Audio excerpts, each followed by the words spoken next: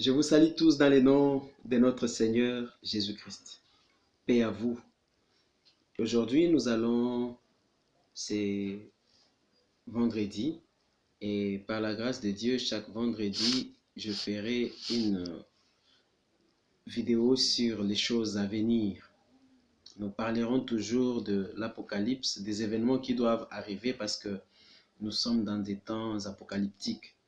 Les choses sont en train de s'accomplir. Que Dieu vous bénisse. Nous allons proclamer la parole de Dieu.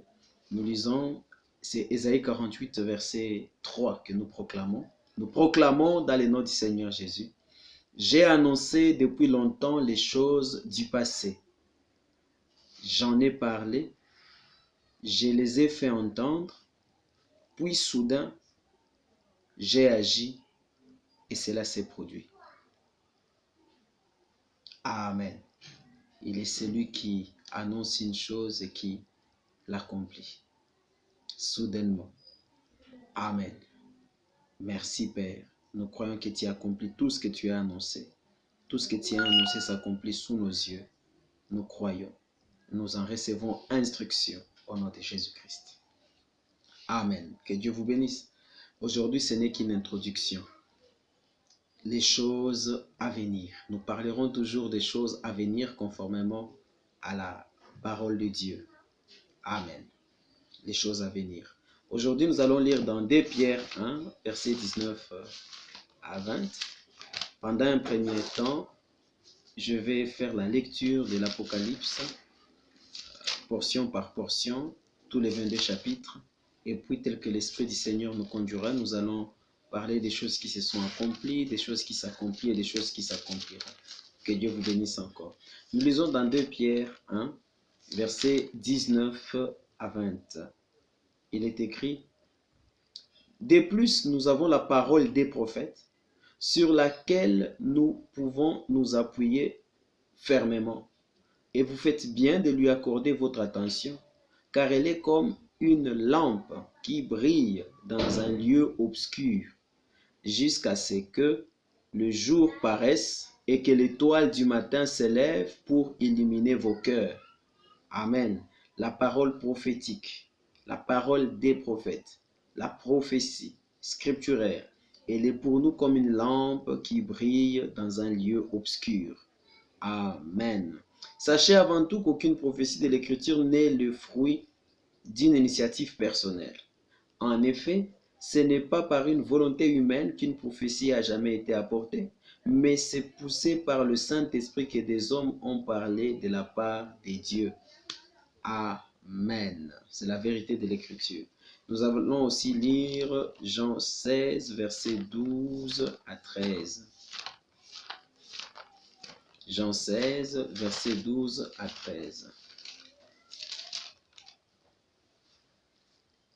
J'ai encore beaucoup de choses à vous dire, mais elles sont encore trop lourdes à porter pour vous.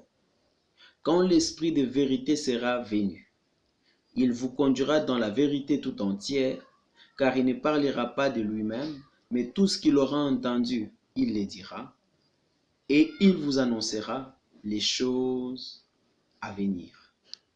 Amen. Le Saint-Esprit, la personne du Saint-Esprit, nous annoncera des choses à venir. Amen.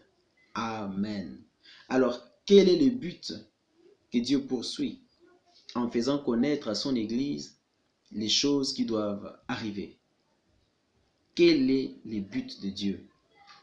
Il est écrit dans Marc 13,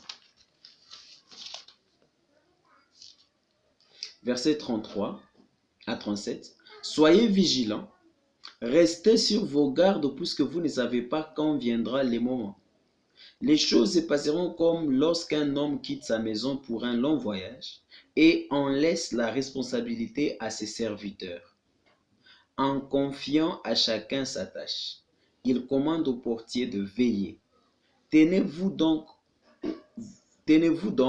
vous aussi en éveil, car vous ne savez pas quand le maître de la moisson doit revenir.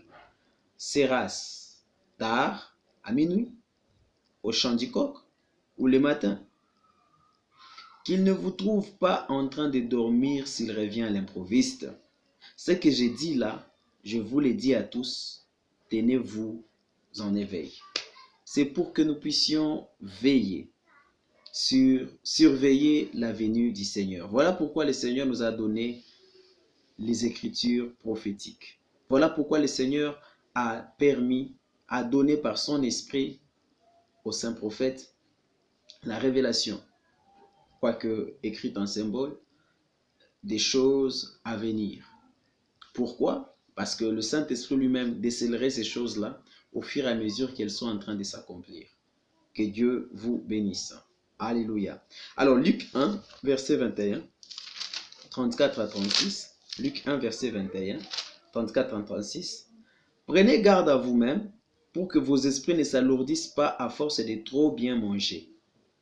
Vous entendez ça?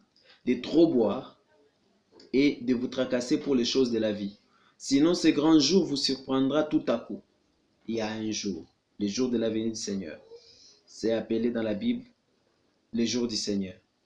Car il s'abattra comme un filet sur tous les habitants de la terre. Restez sur vos gardes et priez sans cesse.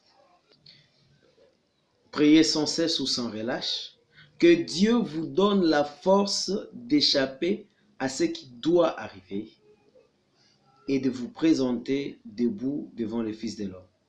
Avec cette écriture, nous voyons qu'il y a des choses qui doivent arriver avant que le Fils de l'homme ne revienne.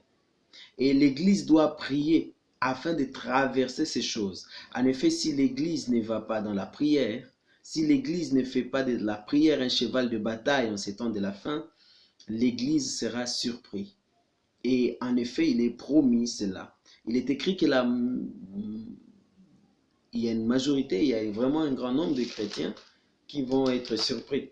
Je reviens d'une école où on nous disait que la Vierge folle ne sera pas perdue. Malheureusement, elle sera perdue, c'est l'Écriture. Elle sera perdue, cette Vierge folle.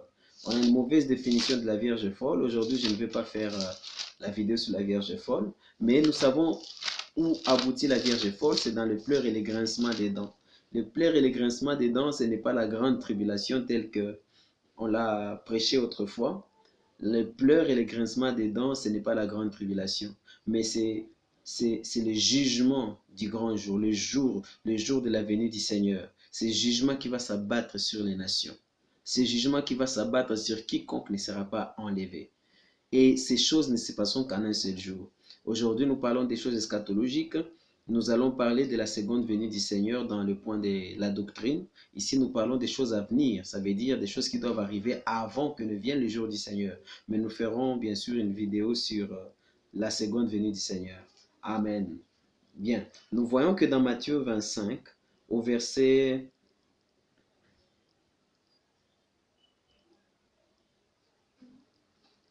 il dit... Verset 10. Elles partirent en chercher. Pendant ce temps, le mari arriva. Celles qui étaient prêtes entrèrent avec lui dans la salle des noces et l'on ferma la porte. Plus tard, les autres jeunes filles arrivèrent à leur tour, mais elles eurent beau crier, « Seigneur, Seigneur, ouvre-nous !» Il leur répondit, « Vraiment, je vous l'assure, je ne sais qui vous êtes. » Alléluia. C'est pourquoi, ajouta Jésus, « Tenez-vous en éveil, car vous ne savez ni le jour ni l'heure de ma venue. » C'est pour que nous soyons certainement, nous devons veiller, attendant le retour du Seigneur. Veiller et qu'il nous trouve en action, remplis d'esprit, agissant en son nom. Alléluia. Mais ça ne sera pas une surprise, nous ferons réellement des vidéos là-dessus. Je vais dans Apocalypse 22, 16 à 21. Pourquoi? Quel est le but de la révélation des choses à venir? C'est pour que l'Église puisse veiller. C'est pour que l'Église ne soit pas surprise dans ces jours-là. Il est écrit, 16, « Moi, Jésus, j'ai envoyé mon ange pour rendre témoignage à ces vérités destinées aux églises. » Alléluia. Destinées aux églises. Je suis le rejeton de la racine de David, son descendant. C'est moi l'étoile brillante du matin. Amen. C'est moi l'étoile brillante du matin. Et l'esprit et l'épouse disent, viens. Que celui qui entend ces paroles dise, viens. Que celui qui a soif vienne. Que celui qui veut de l'eau de la vie la reçoive gratuitement. Alléluia. Un acte de foi. Moi, je le déclare solennellement à tous ceux qui entendent les paroles prophétiques de ces livres. Si quelqu'un y ajoute quoi que ce soit, Dieu ajoutera à son sort le fléau décrit dans ces livres. Si quelqu'un retranche quelque chose des paroles prophétiques de ces livres, Dieu lui ôtera tout droit à l'arbre de vie et à la ville sainte décrite dans ces livres. Le témoin qui affirme ces choses déclare, oui, je viens bientôt. Amen. Le Seigneur revient bientôt. Ah, oh oui, qu'il en soit ainsi. Viens, Seigneur Jésus. Alléluia. Maranatha. Amen. Ça veut dire notre Seigneur vient. Que le Seigneur Jésus accorde sa grâce à tous. Ce sont les dernières paroles du livre de l'Apocalypse ou de la Révélation. Que Dieu vous bénisse. Donc, c'est pour veiller. Et par la grâce de Dieu, ayant été choisi par l'Esprit pour être parmi ceux qui veillent, ceux qui surveillent sa venue. Voilà pourquoi j'ai aussi ces tranches ou des vidéos sur les choses à venir. Un jour en méditant, après avoir prié en esprit, depuis que le Seigneur m'a baptisé dans son esprit à la manière apostolique, donc avec le parler en langue qui accompagne, j'expérimente réellement pleinement la révélation plus qu'auparavant. Alors, je m'abandonne à Dieu en esprit, je prie en esprit simplement.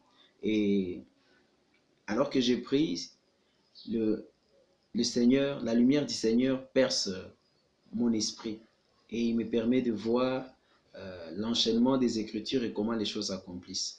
Alors, c'est comme ça que nous voulons partager. Je suis en train d'écrire un livre sur coronavirus. Je l'ai fini, il est en relecture. Bientôt, il sera édité. Où nous partageons la connaissance que le Seigneur nous avait donnée sur Apocalypse chapitre 9, montrant que l'Église, maintenant nous étions dans Apocalypse chapitre 9. Ainsi, vous pouvez vous situer, nous pouvons savoir nous pouvons connaître les temps et les saisons, donc jusqu'à ce que le Seigneur vienne. Par la grâce du Seigneur. Voilà pourquoi je veux partager ces choses. Eh bien, j'étais dans un isthme, j'ai quitté l'isthme, je suis libre, mais bien sûr, je n'ai pas les portes ouvertes dans toutes les églises, mais dis-moi, je fais des vidéos et je publie simplement cela et je crois que Dieu conduira ces vidéos d'une manière ou d'une autre et il nous permettra d'entrer en contact avec des serviteurs de Dieu par sa grâce et nous pouvons aussi partager cela avec un plus grand nombre. Mais sinon, j'en fais un livre qui sera aussi publié bientôt sur le premier malheur est passé, parlant de Apocalypse 9, donc la 5e trompette, l'établissant dans les temps, précisément comment cela s'est accompli et ce qui est devant nous. Voilà. Alors, un jour en méditant, après avoir prié en esprit, la lumière du Seigneur perça mon esprit. Et voici ce que le Seigneur me dit.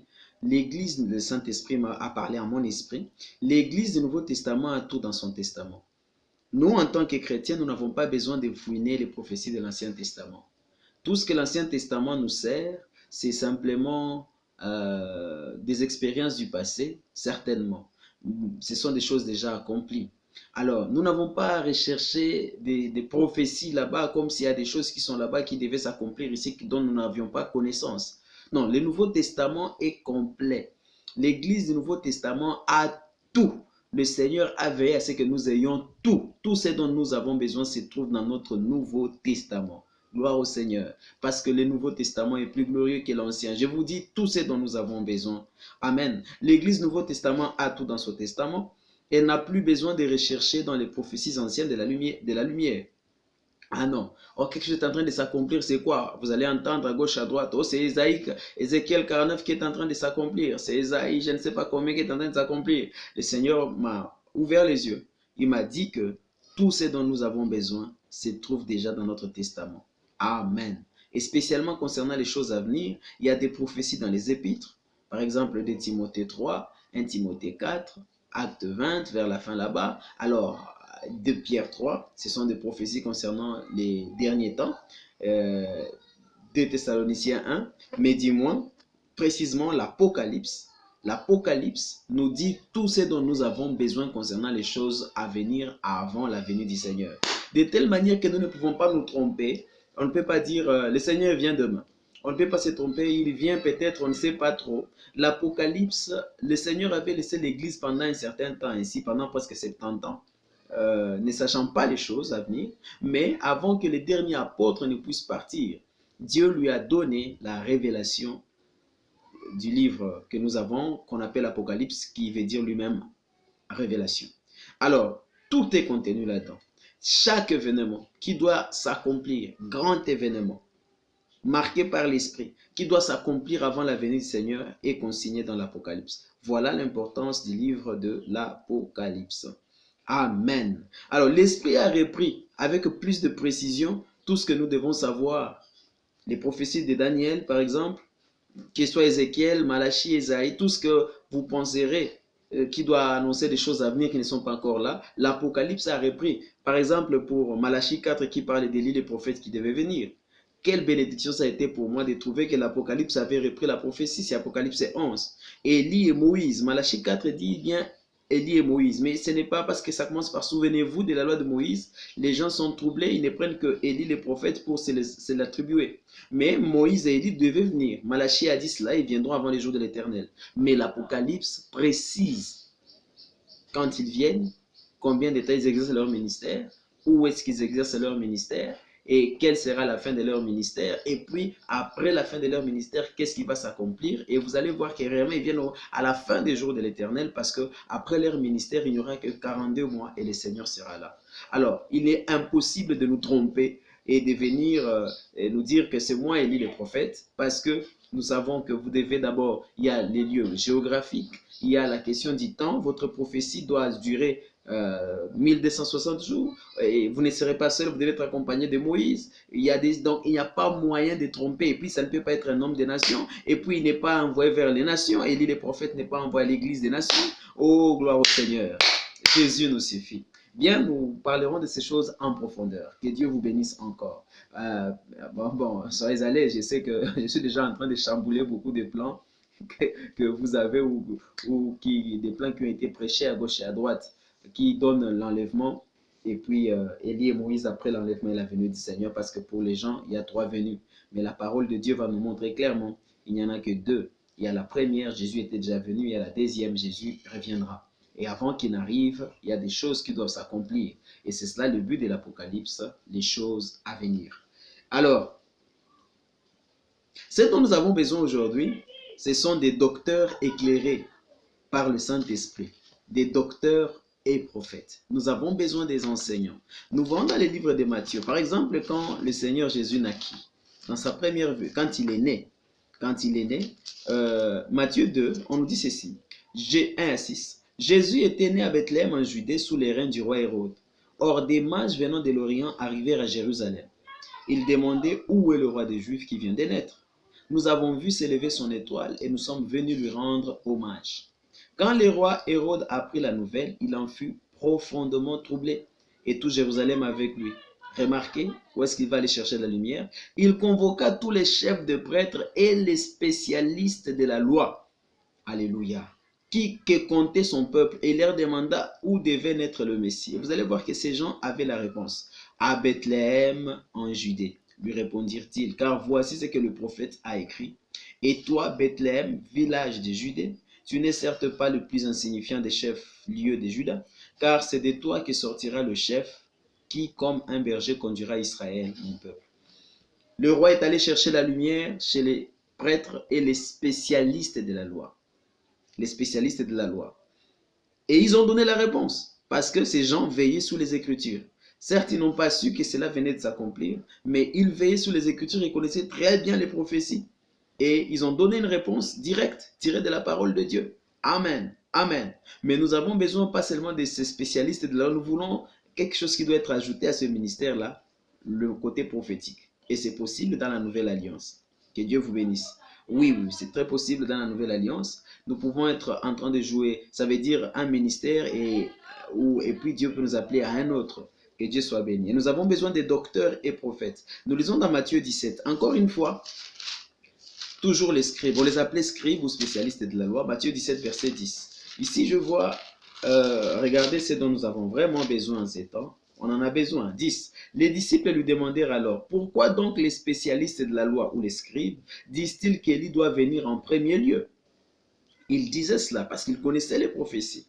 Ils essayaient de dire, moi, vous appelez celui-ci le Messie, mais les Écritures disent qu'Élie doit venir premièrement. On n'a pas vu Élie. Ce qui manquait à ces gens, ils avaient la prophétie, mais il manquait l'accomplissement de l'application des Écritures. Il manquait la révélation.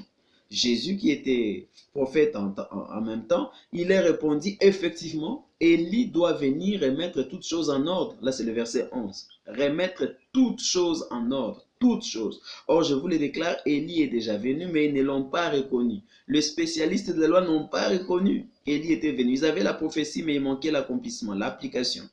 Au contraire, ils l'ont traité comme ils ont voulu. Et c'est le même traitement que va subir de leur part le Fils de l'homme. Les disciples comprirent alors qu'il leur parlait de Jean-Baptiste. Le Seigneur, par le Saint-Esprit, avait clairement la dispensation, il avait clairement l'accomplissement des Écritures par l'Esprit de Dieu. L'Esprit lui a montré comment les Écritures devaient s'enchaîner. L'enchaînement, que Dieu soit béni. Alléluia. Car quand il viendra, il vous révélera les choses à venir. Il vous conduira dans toute la vérité. Dans Matthieu 23, alors les spécialistes de la loi, tels qu'étaient ces gens ici, nous n'en voulons pas. Mais nous voulons de véritables docteurs, parce que dans les quintuples ministères, nous avons les docteurs. Les docteurs, c'est lui les spécialistes au fait de l'écriture. Écoutez Matthieu 23, verset 29. Malheur à vous, spécialistes de la loi et pharisiens hypocrites. Vous édifiez des somptueux tombeaux aux prophètes, vous couvrez d'ornements ceux des justes. Voilà, là ce sont les mauvais spécialistes. C'est théologiens, qui n'ont que de la théologie.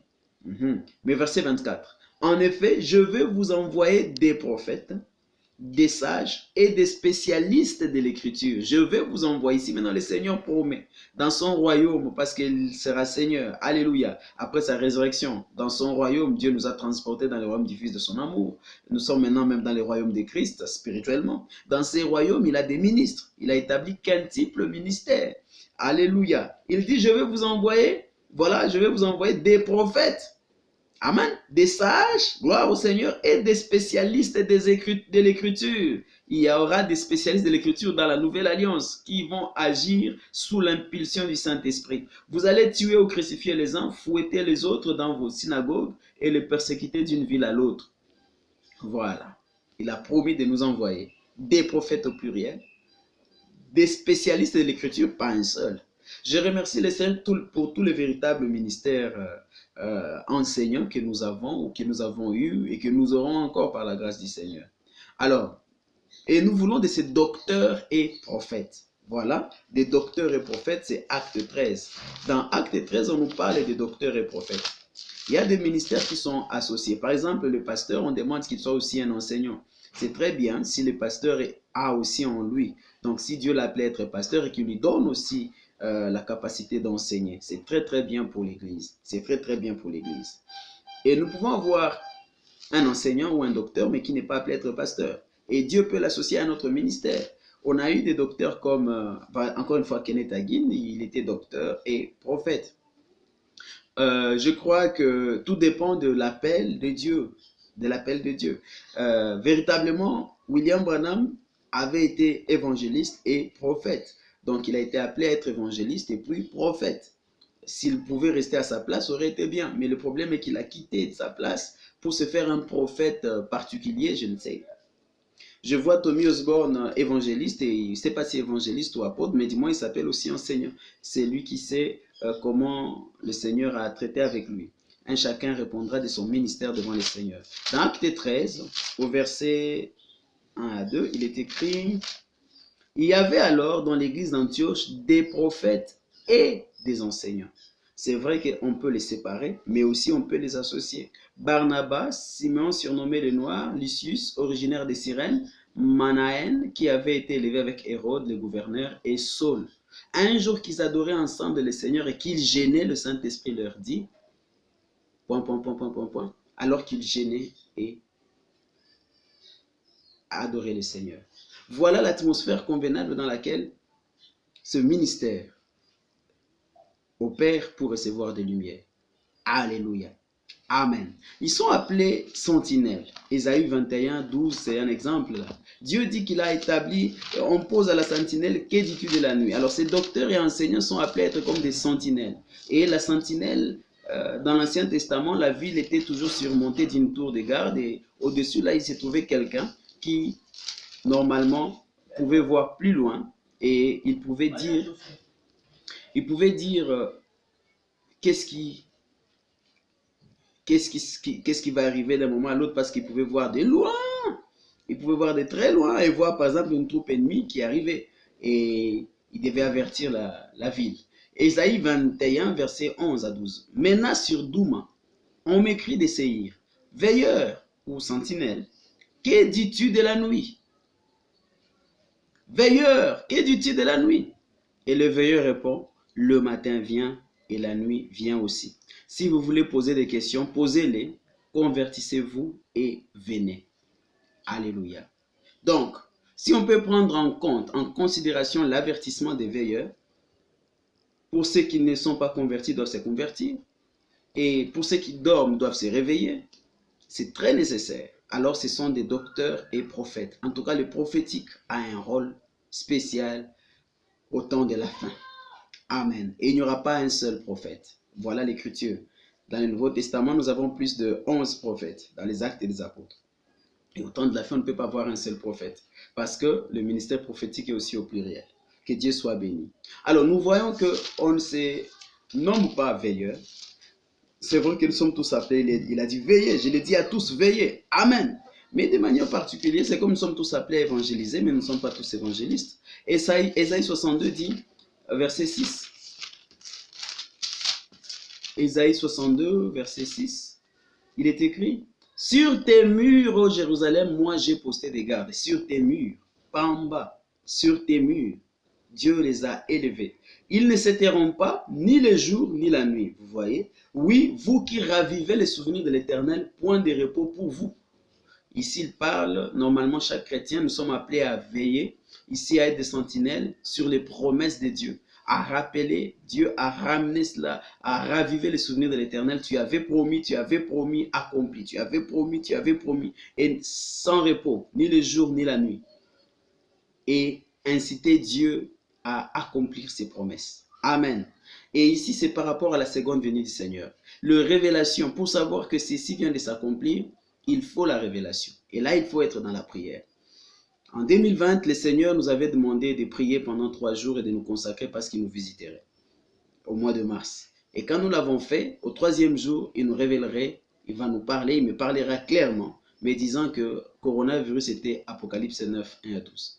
Et je viendrai bien sûr, j'ai dit j'en fais un livre, eh bien j'attends que le livre soit publié, et puis je ferai aussi des vidéos sur cela, et avec les livres bien sûr, un enseignement là-dessus, afin d'avertir tout le monde, sachant qu'est-ce qui s'est passé, et où est-ce que nous allons, et qu'est-ce qui est devant nous. Que Dieu vous bénisse richement. C'est dans la prière et la supplication que ce ministère des sentinelles s'accomplit. C'est dans la prière et la supplication. Alors là, le Seigneur peut venir et donner des révélations, éclairer. Que Dieu vous bénisse. Alors, je vais terminer. 1 Pierre 4, verset 7 à 11. 1 Pierre 4. Pierre dit que chacun puisse mettre, il est écrit là, il dit 1 Pierre 4, 7 à 11, la fin de toutes choses est proche.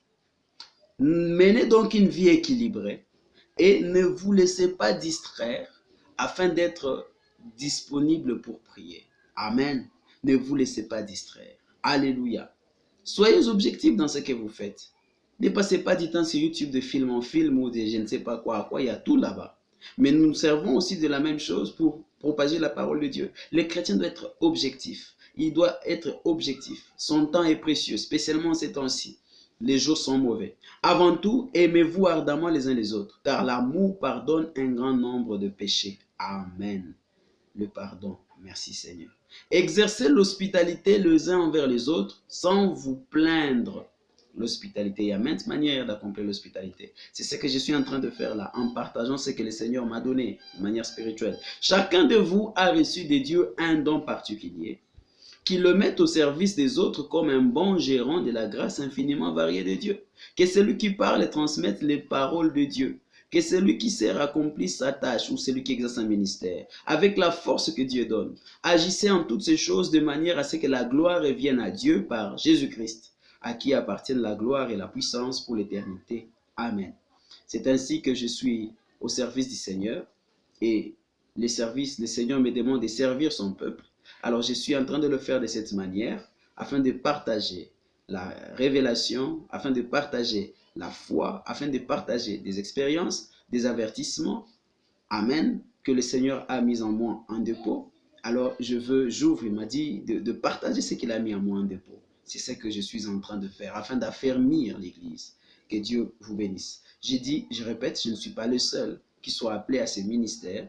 Le Seigneur a plusieurs de ses serviteurs qui sont en train d'opérer. Eh bien, moi, je suis en train de faire totalement la tâche que le Seigneur m'a assignée. Que Dieu vous bénisse richement. Alléluia. Et c'est devant lui que j'aurai à répondre de ce ministère qu'il m'a donné dans sa grâce. Alors, aujourd'hui, nous allons introduire donc les choses à venir. Les choses à venir, aujourd'hui, nous allons prendre Apocalypse 1 à 3. Ce n'est que Apocalypse chapitre 1er, verset 1 jusqu'à 3. Chaque jour, chaque vendredi, je viendrai avec une tranche. Là, ça ne sera que la lecture d'abord. La lecture. Nous lisons Apocalypse 1, verset 1 à 3. Révélation de Jésus-Christ. Cette révélation, Dieu l'a confiée à Jésus-Christ pour qu'il montre à ses serviteurs ce qui doit arriver bientôt. Des choses qui doivent arriver. Et Jésus-Christ, en envoyant son ange, l'a fait connaître à son serviteur Jean. En tant que témoin, celui-ci a annoncé la parole de Dieu, que Jésus-Christ lui a transmise par son propre témoignage. Il a annoncé tout ce qu'il a vu. Le verset 3. Heureux celui qui donne lecture des paroles de cette prophétie et ceux qui les entendent et qui obéissent à ce qui est écrit dans ces livres, car le temps est proche. Amen. C'est là que s'arrête la lecture. Nous avons lu Apocalypse 1, 1 à 3. Il est dit, heureux celui qui donne lecture. C'est la prophétie, c'était donné pour que nous lisions d'abord. Je veux faire la lecture simplement. Et quand Dieu nous donnera de la lumière sur un point, nous l'apporterons. Mais je ferai la lecture progressivement ainsi jusqu'au chapitre 22, chaque vendredi, concernant les choses à venir. Amen. Il est dit, heureux ceux qui entendent et qui obéissent. Moi-même, j'entends et je suis déterminé à obéir à tout ce qui est écrit là-dedans. Vous aussi, soyez déterminés à obéir ou à garder les choses qui sont écrites dans ces livres, donc de l'Apocalypse. Que Dieu vous bénisse richement. La paix chez vous. Amen, amen, amen. Oh, soyez dans la prière. Priez sans cesse. Que Dieu vous bénisse.